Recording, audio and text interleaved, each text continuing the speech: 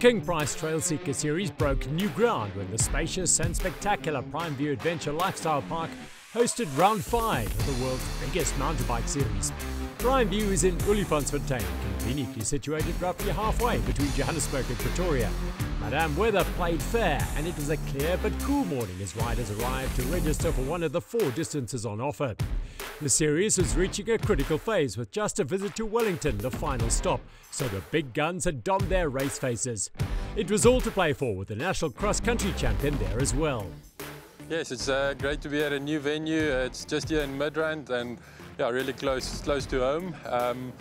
Seems like it'll be a fast one, most probably end up in a sprint again. But I see the youngsters still sticking on this flat course, so that will keep it interesting. Baiga Eurostil head honcho had a few of his youthful lieutenants to help him in Michael Foster, Pesmo Musundi and Ruan van der Westhuizen. The Insect Science team were out in force. Arne du Toit, Keegan Bontekonen and Herman Fourie were the kings of neon in the elite batch that surged away from the start on the 68-kilometre marathon race.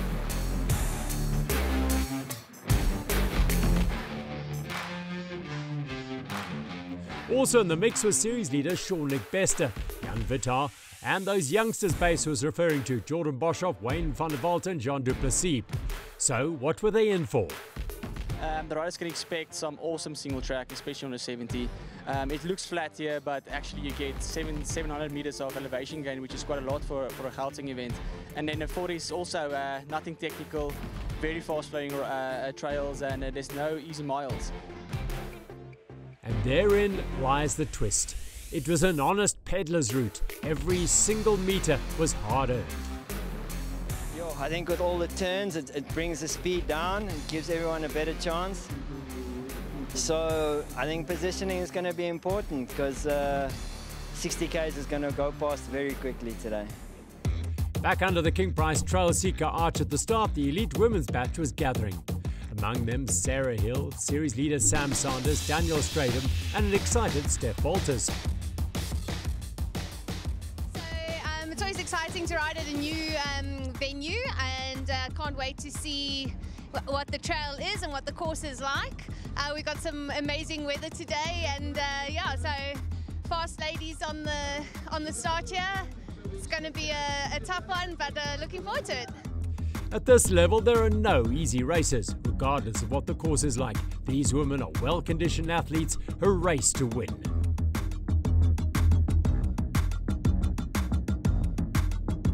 Sam Sanders of Efficient Infinity Insure has 2 wins already this season, Biffelsdrift and Van Galens.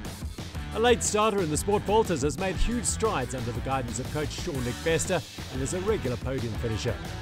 Sarah Hill is massively dedicated to the sport she loves and is putting the finishing touches to her preparations for the UCI Marathon World Championships in Scotland.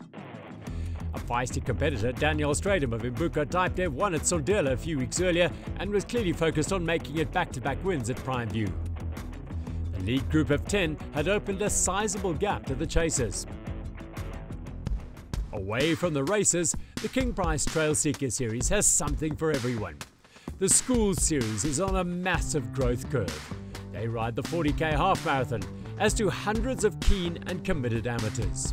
Yeah, it's only my second race today. Looking very forward to it, very excited. It's a new venue. The last one I did was quite flat, so I think this might have a little bit more hills.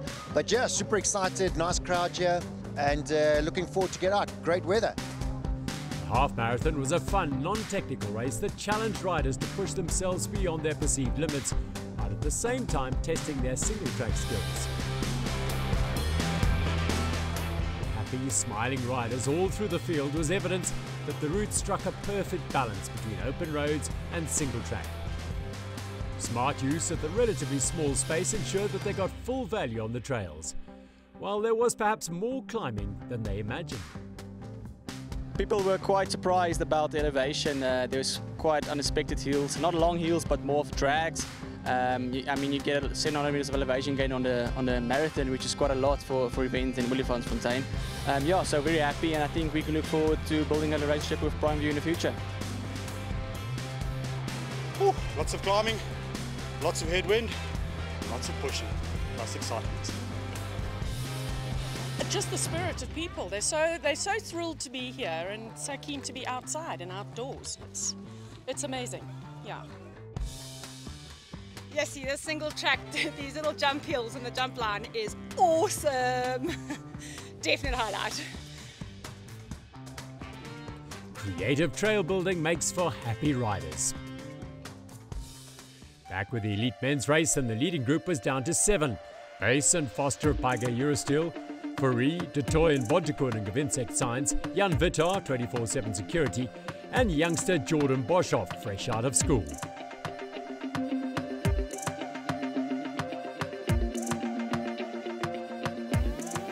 The chase group was also 7 strong and contained series leader Sean Bester there in the middle.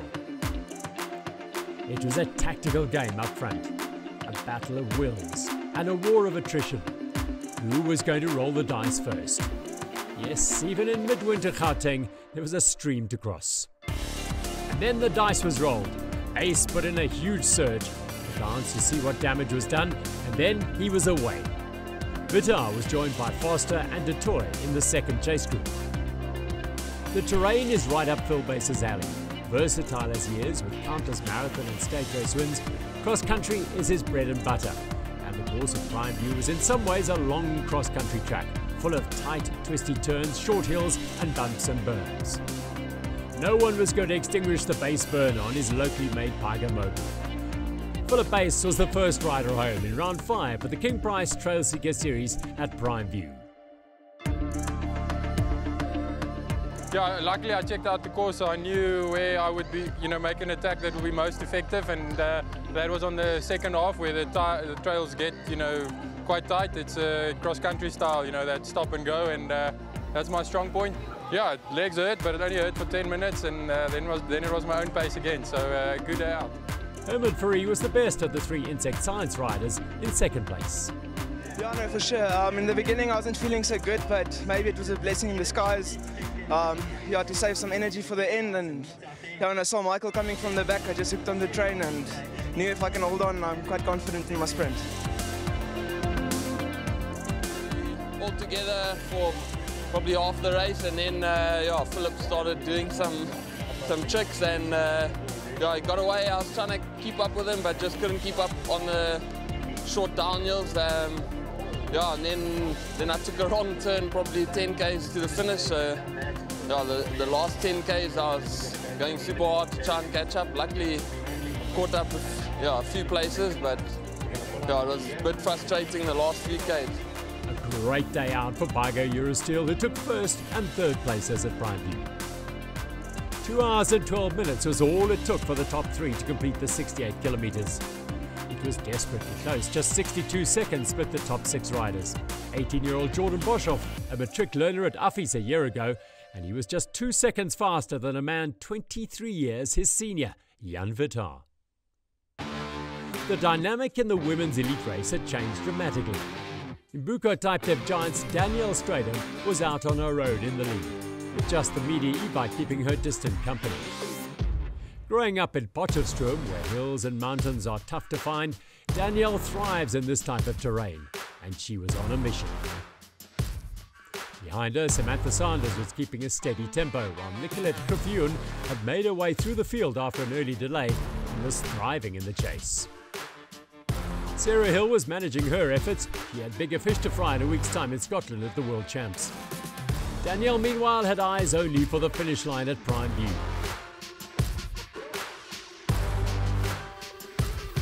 Hill was in third, but coming under pressure from Nicolette Krafioen. But no one could beat Danielle Straden as she powered to her second win of the series. Mbuko Type Dev rider finishing a superb 31st overall. Yeah, today was from the start going to be hard. As you said, there's not much place to rest, so I think it was about efficiency and just trying to keep the power down. Sam Sanders was content with her second place. Danielle got away on one of the drags. She's just super strong at the moment, and I knew I wouldn't be able to sit and hold those watts all day, and I knew the end was quite windy and tough, a lot of sort of over the cross-country stuff, it's quite hard work, especially when you've been pedaling for 60 Ks already. Yeah, so well done to her, and yeah, second, but still it's an honor to be out here representing my sponsors and enjoying the day out. Third place Griffioen showed the true spirit of mountain biking. Yeah, quite early on in the race, actually, one girl fell and I stopped to see if she was okay. And then I had to work really hard to get back to the front group, and I caught Sarah. Then I took a while to rest and recover, so I sat behind her. And yeah, that was about halfway. A couple Ks after that, I went in front to give her a bit of a break as well. And yeah, I somehow managed to drop her, but she was right behind me the whole way, and I had to work really hard to keep her off. A worthy women's top 3 at Prime View. 3 minutes and 28 seconds was Danielle Straden's margin of victory in round 5 of the King Price Trailseeker series. Nicolette Griffioen was just a minute and a half ahead of Sarah Hill, while youngster Carlies Skeepers was in excellent 5th place. The top 10 in the women's race all finishing in under 3 hours on a hot morning at Prime View. Faces Advendurance, the Prime View team, and a kind hand from Mother Nature made for a truly spectacular day out, with thousands of riders enjoying the 10, 20, 40 or 68 kilometre races. Nice race. It is, again, like every Trailseeker, it's different type of routes. From Van Galen is completely technical. This was more road, flat with a little bit of elevation, fast. A lot of fun, like always. The wind was quite something coming in, but like all the Trailseekers, what an amazing race. What an amazing vibe, what an amazing day. Yes, it was super. It was one of the best Trailseekers I've done this year. Obviously did my best time as well, so that's probably why. But a lot of wind, but the course was great. The technical section was amazing. That was probably my highlight, the technical section, so yes, yeah. Been an incredible experience for the participants out there. I've been on the route a little bit earlier on, and I could just feel like the excitement out there. But when I came into the chute, the finish chute, the excitement of this whole place was just lit up. You could have just felt the energy coming from everyone. And what a beautiful place for Prime View, for the Trailseeker to be at Prime View. It's so central. It's the epic center for Trailseeker to be at. And I hope to see you here next week, and we're going to continue this relationship with the Prime View people, and see you here next year. There you have it, everybody. Prime View, race number 5 of the King Price Trailseeker. What a success it was today. Ideal weather conditions. You can see a little bit of wind coming in later, but that did not deter from incredible racing conditions. Philip Base and Daniel Stradum go back-to-back victories. Zondela and Prime View, that's going to put them right up at the front of the leaderboard as we go into the final race. Race number 6 in Wellington in the Western Cape, 9th of September. We're coming for you. Don't miss it.